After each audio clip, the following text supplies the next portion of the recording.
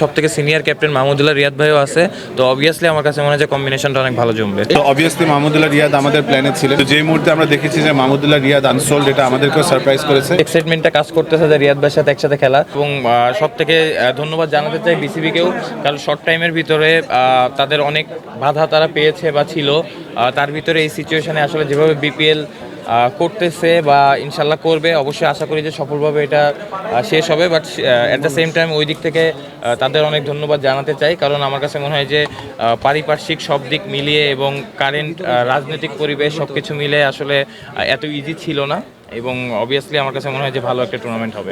দুই ক্যাপ্টেন মানে লিটন দাসও আছে, আপনিও আছেন, মানে এটা কেমন হতে পারে এবং দলটা ন্যাশনাল টিমের একটা ছায়া আমার কাছে মনে হয় দুই ক্যাপ্টেন না, আমাদের সব থেকে সিনিয়র ক্যাপ্টেন মাহমুদুল্লাহ রিয়াদ ভাইও আছে, তো অবভিয়াসলি আমার কাছে মনে হয় যে কম্বিনেশনটা অনেক ভালো জমবে। এটা আসলে কতটা স্বস্তি, মানে তেনার মতো একজন সিনিয়র।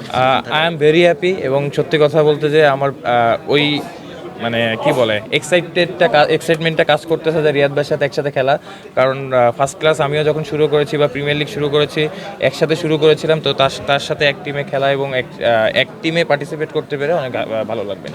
কিন্তু যে মুহূর্তে আমরা দেখেছি যে মাহমুদুল্লাহ রিয়াদ আনসোল্ড, এটা আমাদেরকেও সারপ্রাইজ করেছে, এবং যখন ওরা আনসোল্ডে ওনারা রয়ে গিয়েছেন তখন আমরা অনেক কনফিডেন্ট ছিলাম, এবং আপনারা দেখবেন যে আমরা লাস্টের দিকে ভিডিও একটু কম করেছি, সো দ্যাট উনি যখন আবার পিকে আসবে তখন আমরা যদি ওনাকে নিতে পারি। আমরা এক্সপেক্ট করেছিলাম ওনার জন্য আরও বিড হবে, আমরা সেটার জন্য আপনারা যদি দেখে থাকেন আমাদের রিমেনিং পার্সে টাকাও রেখে দিয়েছিলাম। I think we are fortunate যে ওনাকে আমরা বেস প্রাইসে পেয়েছি, but I am sure they deserve more.